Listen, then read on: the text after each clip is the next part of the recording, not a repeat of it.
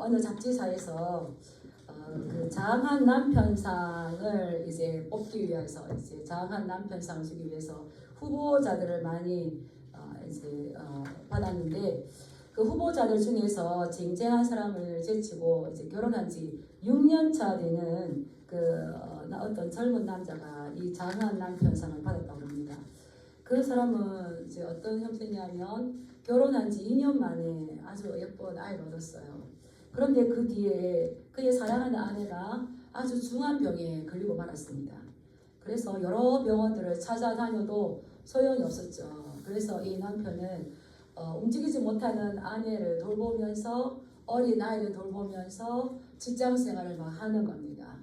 또 성실하게 하니까 처갓집에서 자네 그러면 안 되겠다. 그냥 다시 장가를 가게. 이렇게 해도 자기의 그 성실한 일들을 하는 겁니다. 이런 딱한 처지를 보고 이제 장한 남편상을 이제 후보자를 찾는다는 걸 보고 그 직장 동료가 그를 추천하였고 그가 이제 뽑혔다는 겁니다.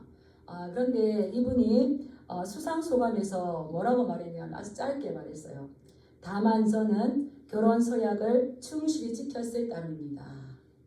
기쁠 때나 슬플 때나 즐거울 때나 아플 때나 항상 옆에 같이 있겠습니다. 이 서약을 다른 것밖에 없습니다. 아주 기본에 충실했었죠. 우리도 하나님과 우리와의 관계가 이렇듯 결혼 관계인 것처럼 언약 관계인 겁니다. 남편이 아내를 위하고 아내가 남편을 의지하는 이 관계가 바로 언약 관계인데 이러한 만남이 예배예요. 예배. 그래서 하나님께서는 우리를 만나시는 걸 너무너무 기뻐하시고 또 이 시간에 하나님 앞에 나오신 우리 성도님들을 하나님께서 너무너무 사랑하시는 줄 믿습니다. 아멘. 하나님은 이 예배를 기뻐하세요. 근데 예배보다 더 기뻐하시는 게 있어요. 그게 뭘까요? 순종. 순종이 제사보다 낫고 이런 말씀이 있거든요. 그래서 하나님께서는 내가 예배를 얼마나 기뻐하는지 예배를 순종을 기뻐하는데 순종하는 자가 예배를 드린다면 더 기뻐하시겠죠. 이렇게 성경 말씀은 하나님께서 어떤 예배를 기뻐하시는지 우리에게 가르쳐 주십니다. 가르쳐 주시는 것만으로 끝나는 게 아니라 최고의 선생이신 성령님께서는 우리에게 가르쳐 주시고 네가 잘 배웠냐라고 시험을 치십니다. 시험을 치세요. 그 시험 지금까지 시험을 잘 통과하신 줄 믿습니다. 그 시험이 뭐냐면 고난과 어려움이에요. 근데 고난과 어려움으로 시험을 치야 되는데 그 어려움 앞에서 너는 나를 누구로 하느냐 이런 거죠. 그래서 이 잘 배운 것들을 반드시 시험을 치는데 오늘 이 말씀을 통해서 또 사울을 보면서 하나님께서 기뻐하시는 예배 그러면서 또 나는 지금 어떠한 예배를 드리고 있는가 이걸 한번 우리 같이 배워보는 시간이 되었으면 좋겠습니다. 오늘 우리 13장 1절 말씀을 한번 읽어볼까요? 13장 1절 시작. 사울이 왕이 될 때에 40세라 그가 이스라엘을 다스린 지 2년에 이 사울 왕은 이스라엘의 첫 번째 왕입니다. 초대 왕이죠. 지금까지 이 사사 시대를 거쳐왔었는데 사사 시대를 마무리하고 왕이 세워졌는데 그 첫 번째 왕이 되었다는 것은 뭐 가문의 영광이죠. 그의 아버지 기스는 베냐민 지파였고 굉장히 유력하다 그랬습니다. 유력하다는 건 어떤 부유하고 그러다 보니까 힘이 있는 그러한 사람이었는데 그 아들이 왕으로 등용되었다는 것은 얼마나 큰 복이겠습니까? 사울은 외모도 출중했습니다. 그리고 또 왕이 될 자격이 있는지 없는지 군사적인 전략에서도 합격을 받았습니다. 그래서 이제 이 왕으로 취임을 했는데 하나님께서 이 이스라엘의 왕을 세우시면서 하나님께서 왕이 지켜야 할 것이 무엇인지를 분명하게 말씀하셨어요.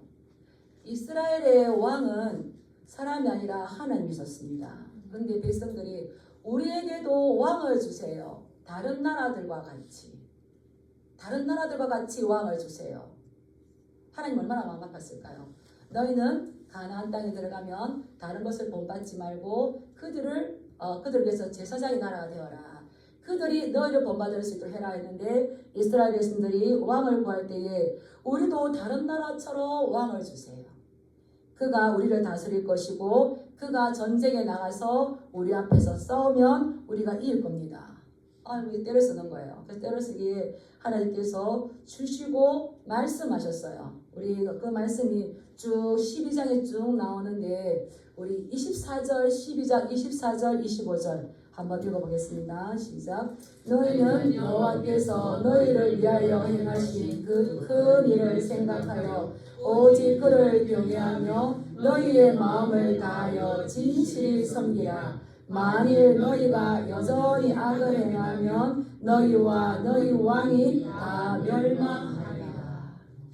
받았다고 되는 것이 아니라 그 받은 것이면 누가 왕을 세웠는지, 왕은 자신이 누가 나에게 왕권을 주었는지 그것을 기억하고 생각하고 그 주신 분을 경외하며 너희가 마음을 다해서 진실하게 섬기면 그 나라가 영원할 거지만 만일 그러하지 아니하고 악을 행하면 죄를 범하면 너희와 너희 왕이 다 멸망할 거라고 사무엘 선지자를 통하여서 하나님께서 말씀해 주셨어요.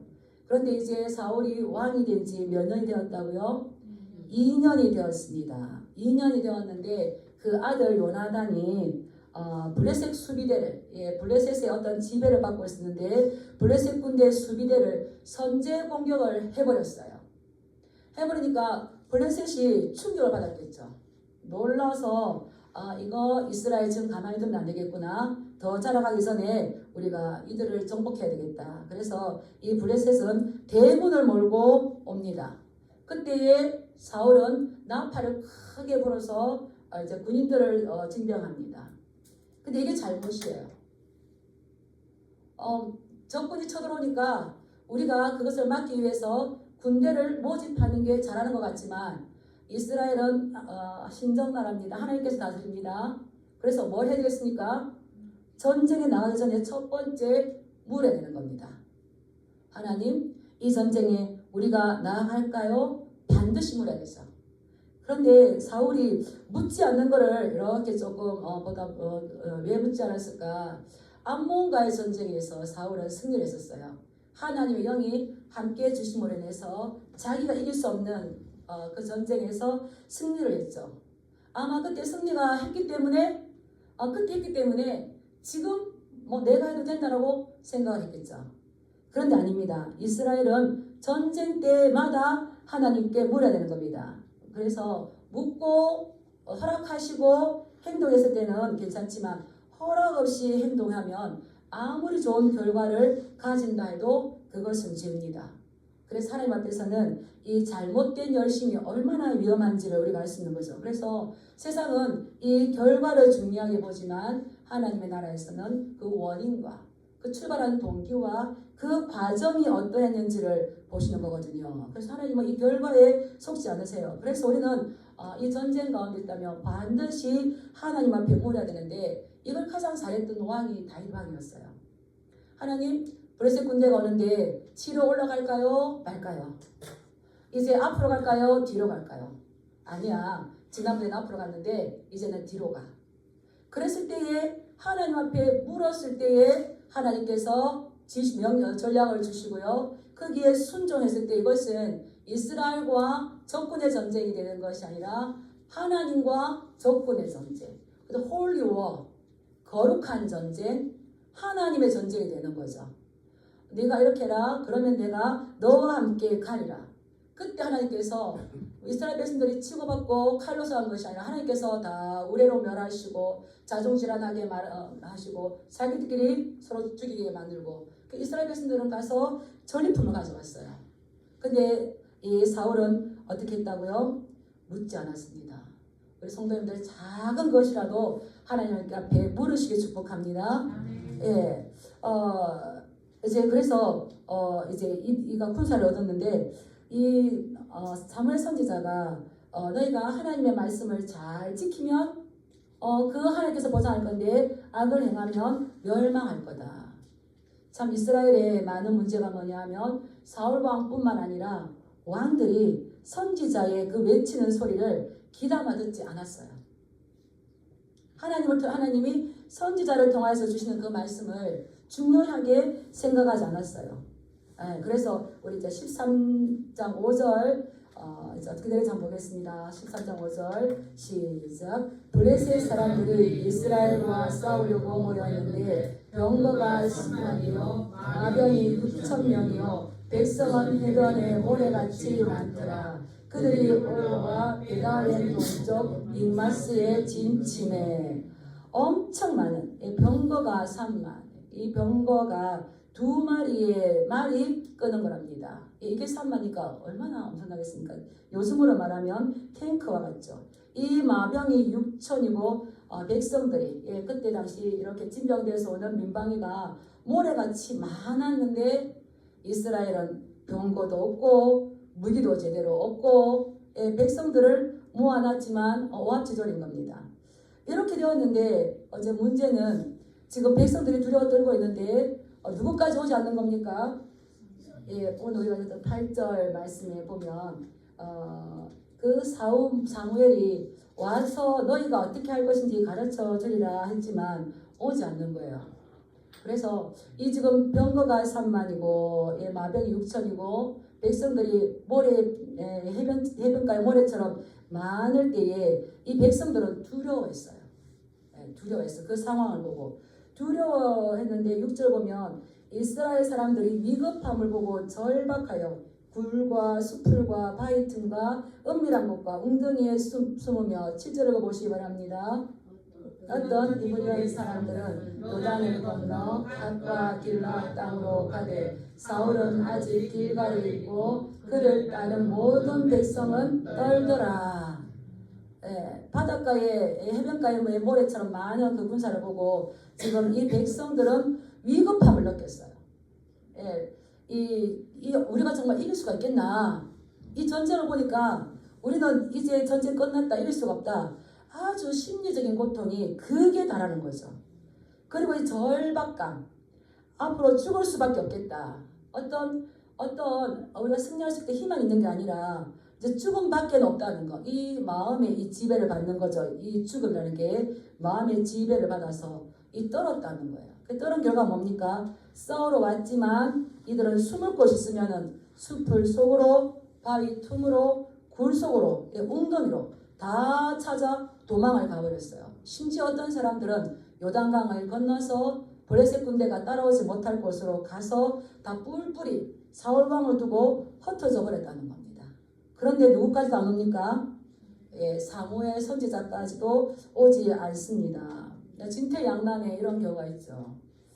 어느 누구도 나를 도와줄 수 없는 이런 가운데에 사울은 어떠하기를 하는지 우리 9절 말씀 한번 읽어보겠습니다. 시작. 사울이 이르되 번제와 화목제물을 일로 가져오라 하여 번제를 드렸더니 이러한 위급 가운데 절박한 가운데에 많은 군인들이 뜰 때에 이제 번제와 화목제물을 가져와라. 내가 하나님 앞에 예배를 드리겠다.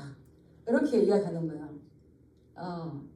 이러한 상황이라면 우리 성도님들은 뭘 하시겠습니까? 내가 이런 상황이라면 이 예배를 드려야 되는지 또 이 하나님을 의지해야 되는지. 근데 문제는 이 사무엘상 10장 8절에 보면 사무엘이 사울에게 말했어요. 네가 나보다 먼저 길갈로 가거든 내가 너에게 가서 네가 행할 것을 가르칠 때까지 너는 기다려라.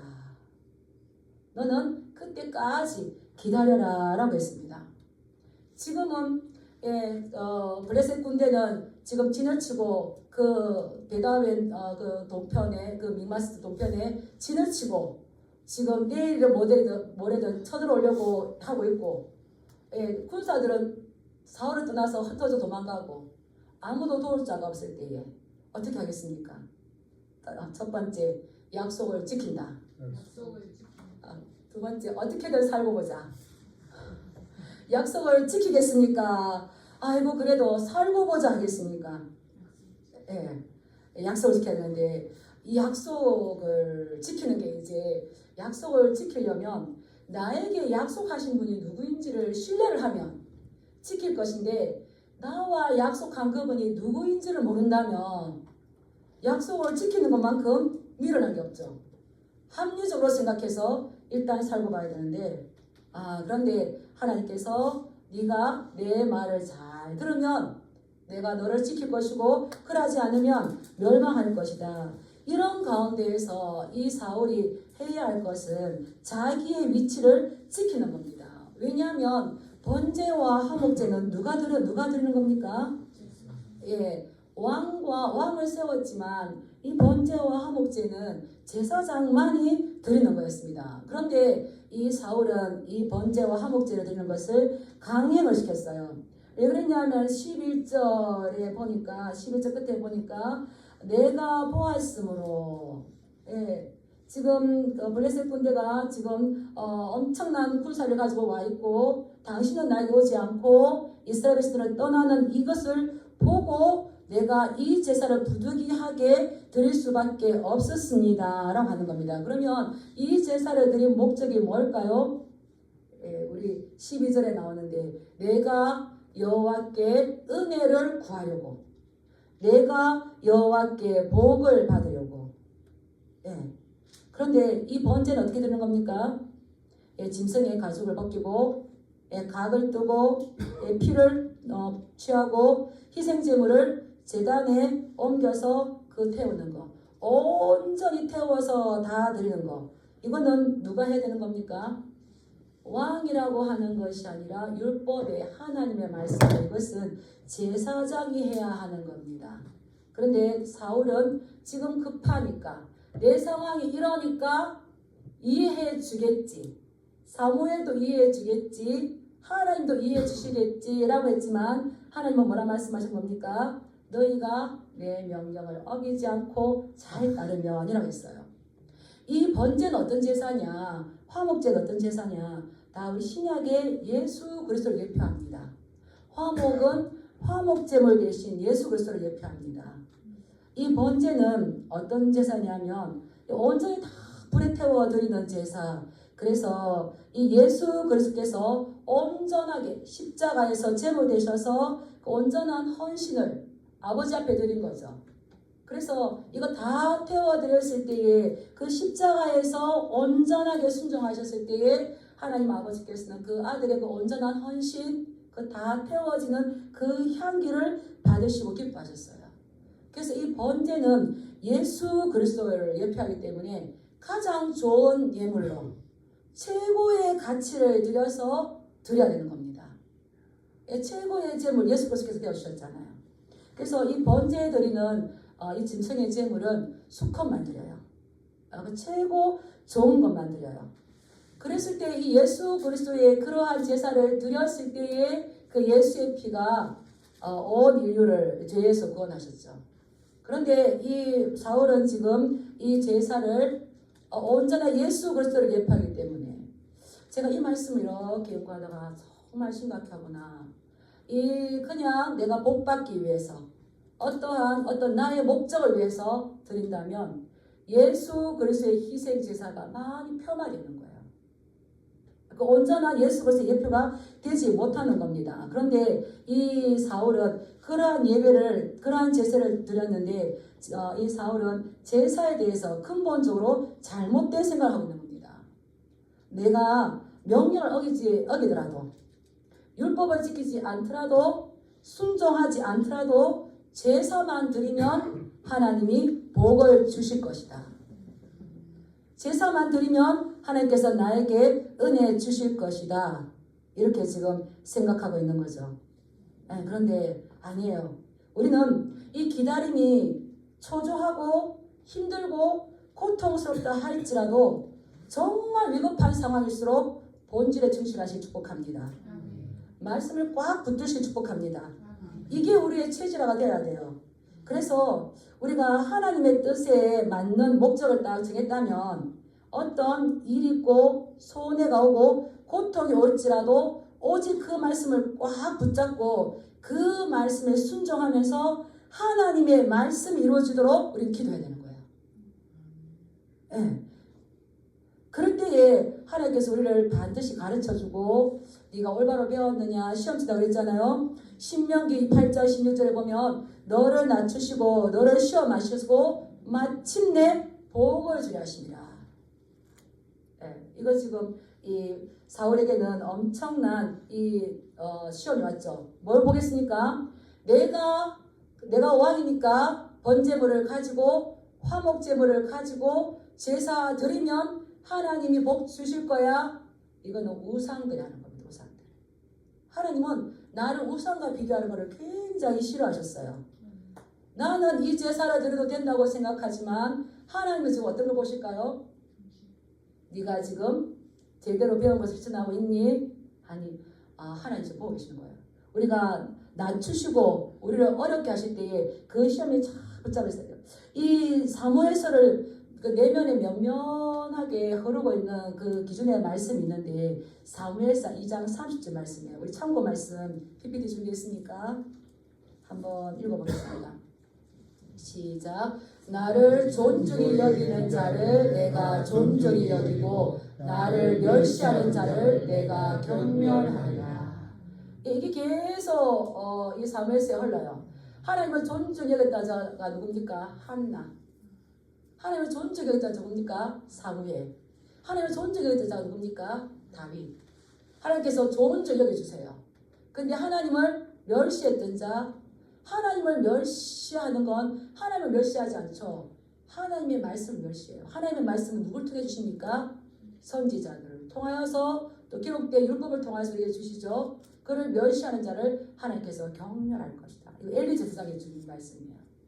근데 엘리 제사장도 사울도 지속적으로 자기의 왕권과 제사장 직분은 감당합니다. 하나님의 영이 함께하지 않죠. 그런데 내가 그러한 상황이라 할지라도 하나님의 말씀이라면 그 말씀을 붙잡고 내가 환경과 타협하는 것이 아니라 이게 지금 고통과 죽음까지 도주하게 온다 할지라도 꽉 붙들었을 때에 하나님께서 용기를 주시고 그때 기적을 베푸시는 거죠. 시편 3편 6절에 보면 천만인이 나를 애워싸 진친다 하여도 나는 두려워하지 아니하리다. 이 담대함은 어디서 나오겠습니까? 여호와께서 나를 붙들어 주심으로.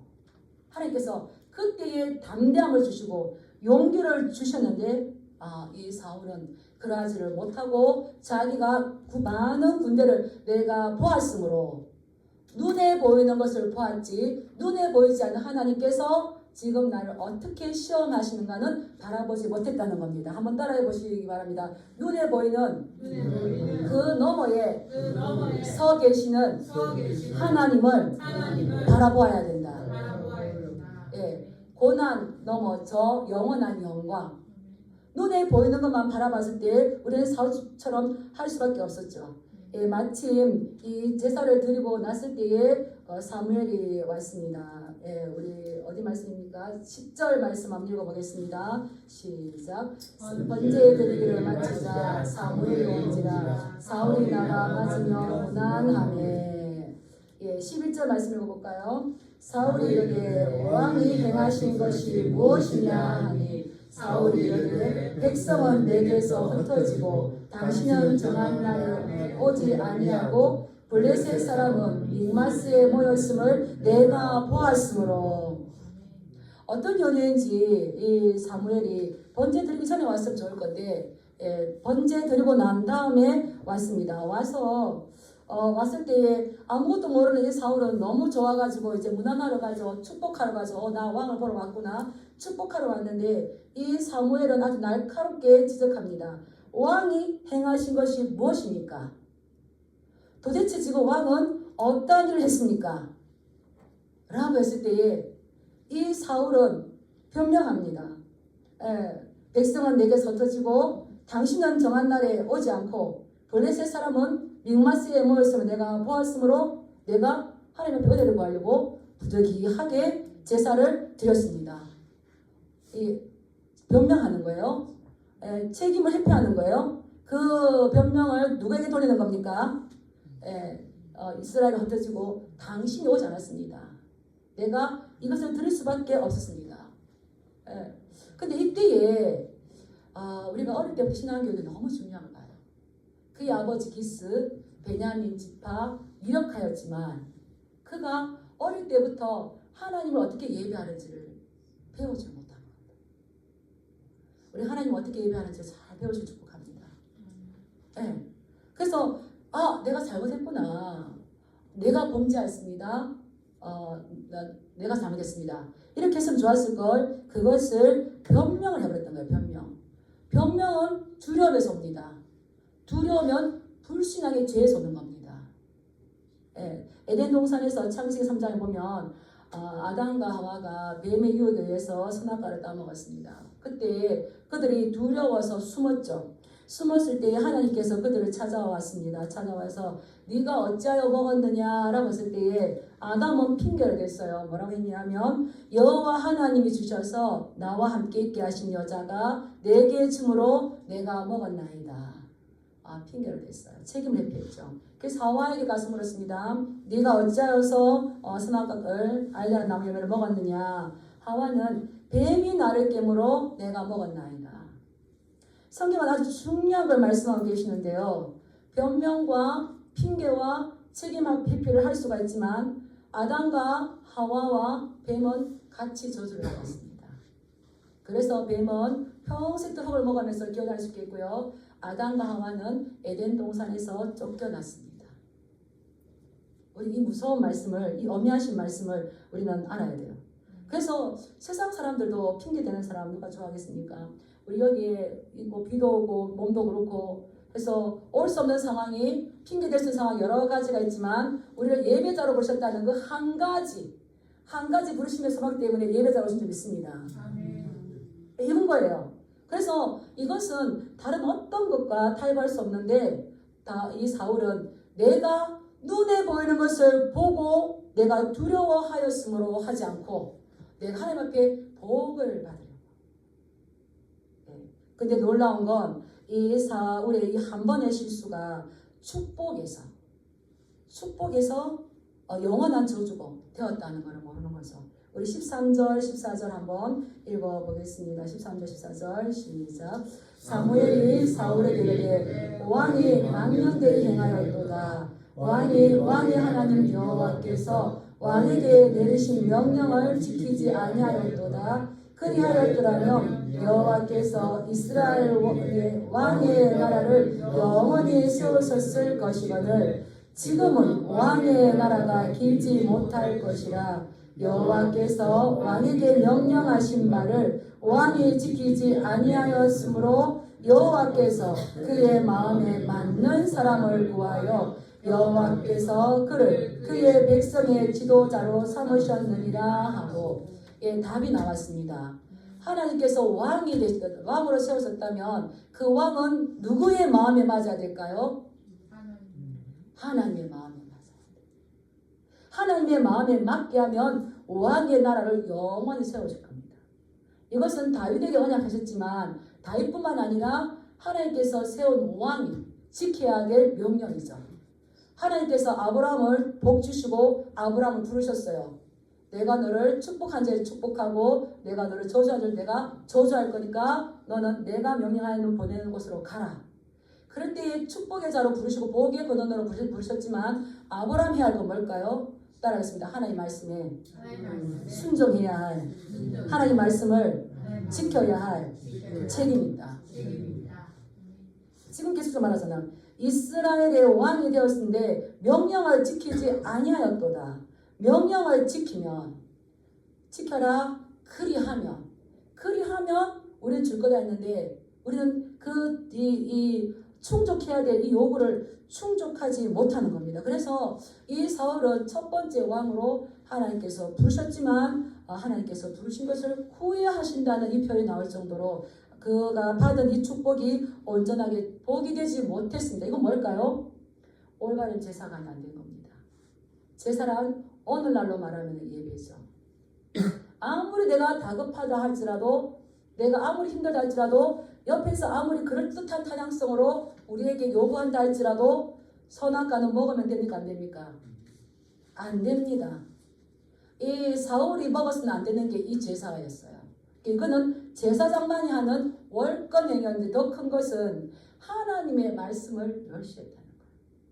하나님의 말씀을 두려워했다는 거예요. 할 수 있었지만 이 사울은 그것을 절대 해서는 안 되는 상황이었습니다. 오늘날로 말하면 우리 예배입니다. 예배는 사람이 자지우지해서도 해서도 안 되고 그렇게 해서도 안 됩니다. 예배는 사람이 움직이는 게 아닙니다. 예배는 하나님께 우리가 순종하는 자들이 드리는 건데 하나님 앞에서 예배를 드리면서 불순종하면서 예배를 드리는 거 어떤 걸까요? 하나님을 모독하는 겁니다. 우리 잘 들으셔야 돼요. 하나님은 눈먼 분이 아니시죠. 귀가 있어 들으시고 눈이 있어 보시고 입이 있어 말씀하시는 거예요. 이스라엘에서 이렇게 쭉 보면 하나님을 불순종하고 하나님의 말씀을 거역하면서 제사는 막 드려요. 예배는 막 드려요. 그래서 이렇게 보면 아예 하나님을 모르는 사람이 불순종하는 게 나쁠까요? 하나님을 알고도 불순종하는 게 나쁠까요? 아는데도 불순종하는 거. 하나님 심장이 무너지죠. 그런 것 같아요. 그래서 우리는 이 형식적인 예배를 드리기만 하면 하나님께서 나에게 복을 주실 거다. 이 형식적인 예배 하나님께 원하지 않는 거예요. 사울은 그러므로 해서 당신은 영원히 하나님의 영원히 하나님을 왕으로 세우자 하는 여기에서 하나님은 당신은 멀어졌습니다. 당신보다 하나님의 마음에 맞는 사람을 구할 겁니다. 그럼 어떤 말입니까? 당신은 하나님 앞에 버림을 받을 겁니다. 그래도 이 사울은 오랫동안 왕을 했어요. 그런데 이 미끄러움에 놓고 계속 미끄러져 가는지 저 그럼더미에 앉아서도 계속 회복하고 올라가는 건지 제가 다음 주에도 이 사울 왕의 이 잘못된 예배에 대해서 우리가 설교를 이렇게 할 건데 하나님께서 원하시는 건 순종이에요. 순종. 근데 순종은 절대 자기의 생각이 들어가면 안 되는 겁니다. 전적인 하나님의 말씀에 우리가 순종해야 되는 거죠. 그래서 우리는 오늘날 우리가 어떠한 예배로 드리는지 어떠한 예수님께서 말씀하셨어요. 내가 영과 진리로 예배하는 자를 찾으시느니라. 하나님의 말씀을 가지고 하나님 내가 이 말씀에 순종했습니다. 그러나 이것은 하나님 원합니다. 예수 그리스도께서 내 죄를 위해서 그 피값 흘려주셨기 때문에 내가 주님의 말씀에 순종하는 거. 예배 자세는 것은 당연합니다. 예배 오실 때 어떻게 오는 겁니까? 감사함으로 그 문에 들어가는 거예요. 감사함으로 오실 줄 믿습니다. 기쁨으로 오실 줄 믿습니다. 내가 복 받기 위해서 오늘 예배 안 나가면은 내가 오늘 어떤 불이 올까봐 이게 아니라 하나님께서는 우리에게 마음을 보시는 거죠. 그래서 이 결과가 중요한 것이 아니라 이 사람의 예배가 되는 것이 아니라 하나님께서 기뻐하는 그 예배. 그래서 그대로 들을수록 우리 예수 그리스도께서도 이 율법을 온전히 이루셨잖아요. 온전히. 그래서 우리는 이 율법을 예수님이 하신 대로 따라가면 되는 겁니다. 그래서 이 사울 왕의 잘못된 예배가 사울 왕이 그대로 왕위를 가져간 것 같지만 그것은 계속 저주를 향하여서 나아가며 결국 멸망하고 하나님께서 그 마음에 맞는 다윗을 선택했을 때에 다윗은 지속적으로 큰 문제든지 작은 문제든지 계속적으로 하나님 앞에 묻습니다. 따라가 보겠습니다. 크냐 작으냐가 중요한 게 아니라 아무리 큰 것도 하나님께서 물으면 응답해 주신다. 작은 것은 하나님이 나에게 응답하죠. 큰 거는 못 하실 거야가 아니죠. 근데 놀라운 거 뒤에 이렇게 넘기면 그 아들 요나단은 뭐냐면 여호와의 구원은 사람의 숫자에 많고 적음 있지 않다고 했어요. 전쟁은 여호와께 속했다고 그랬어요. 집에 돌아가셔서 뒷부분 읽으면 그것을 보고 떨었던 그 블레셋을 하나님께서 어떻게 이스라엘 이기게 하신지가 읽어보시기 바랍니다. 우리가 해야 할 건 어떤 위급한 상황, 절박한 상황, 두려운 상황에 있다 할지라도 우리가 꽉 붙들어야 될 건 뭡니까? 하나님의 말씀을 손 한번 내볼까요? 하나님의 말씀을 꽉 붙잡자. 꽉 붙잡자. 이게 구약 성경에는 다바크예요. 다바크. 다바크 하자. 이 룻은 그의 시어머니를 붙잡았어요. 다 붙잡았어요. 그래서 어머니가 가시는 곳, 어머니가 죽는 곳, 네, 그것입니다. 그렇게 할 때 하나님은 뭘 보여주실까요? 그러한 믿음이 충족된 자에게 내가 가르치는 걸 네가 잘 배웠구나 합격하시고 기적을 베풀어 주시는 줄 믿습니다. 그러한 하나님과 동행하시고 그러한 하나님 앞에 우리가 항상 내가 먼저 올바른 예배자로 세우셔서 성경에 기록된 그 복을 꽉꽉 눌러 흔들어 채워서 너의 품에 안겨주지 아니하나 보라 하셨던 그 말씀의 주인공이 되시길 주님의 이름으로 축복합니다. 네, 기도하겠습니다. 우리 잠시 하나님 오늘 혹여나